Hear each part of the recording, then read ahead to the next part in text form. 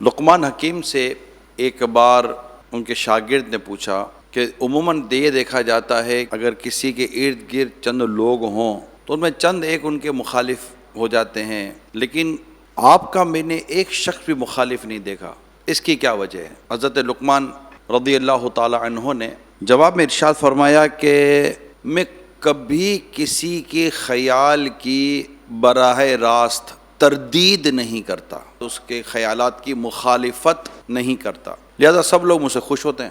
شاگرد نے پھر ایک سوال کیا کہ کیا آپ کبھی کسی غلط بات کو بھی غلط نہیں سمجھتے؟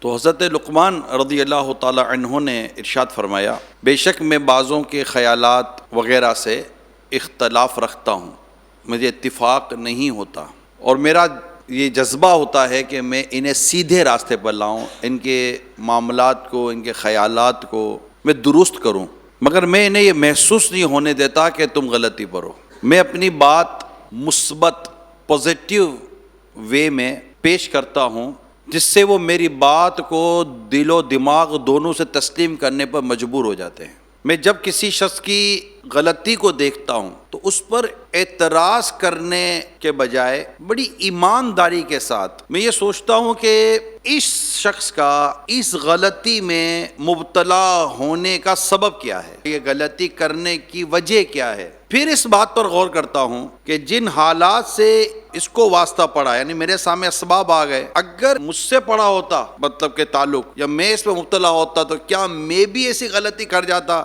کیا میرے بھی وہی خیالات اور رجحانات ہوتے جو اس کے ہیں؟ جن حالات سے یہ گزرا ہے کیا میں بھی اس حالات سے گزرتا تو میں بھی اسی کی طرح سوچ رہا ہوتا یا اسی کی طرح کام کر رہا ہوتا؟ تو مجھے جواب ملتا ہے کہ ہاں تم بھی اس طرح ہوتے۔ پھر میں اس کے رجحانات اور اس کی طبیعت جس طرف مائل ہے اس کا لحاظ رکھتے ہوئے ہمدردانہ، مشفقانہ، خیر خواہانہ، دوستانہ انداز میں اس سے کلام کرتا ہوں، اور اسے اس بات پر آمادہ کر چکا ہوتا ہوں کہ وہ جو کچھ کر رہا ہے وہ غلط ہے۔ اس کا اقرار وہ کرتا ہے، میں اسے اقرار کرواتا نہیں ہوں، جس سے وہ میری بات بھی سمجھ جاتا ہے اور اس کی اصلاح کی صورت بھی بن جاتی ہے، اور مجھے اسے غلط ثابت کرنے کے لیے یہ ضروری نہیں ہوتا کہ میں اس کو اس بات کا یہ پہلے ہی اقرار کروا لوں کہ تم غلط ہو۔ تو اس کو تھوڑا سا ڈیٹیل میں جا کر ہمیں سمجھنے کی ضرورت ہے کہ میں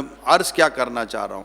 یعنی یہ ایک انسانی فطرت، ایک انسانی نیچر ہے۔ میں جنرل بات کروں گا نا، استثناء تو موجود ہوتا ہی ہے۔ جب کوئی شخص کام کر رہا ہو نا اور غلطی کر رہا ہو تو بیسیکلی اس سے اس بات کا علم نہیں ہوتا کہ میں غلط ہوں، وہ اپنی چیز کو درست سمجھتا تھا تبھی تو کیا۔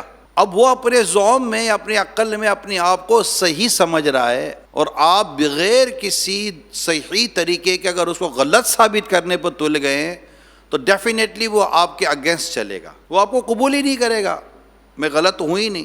ایک فلسفر نے، فلسفی شخص تھا، اس نے جو بات کی ہے وہ میں آپ کو عرض کرتا ہوں۔ کہتا ہے کہ دوسروں کے قول و فعل کو غلط ٹھہرانے کے بجائے یہ معلوم کرنے کی کوشش کریں کہ وہ اس غلطی میں مبتلا کیوں ہیں۔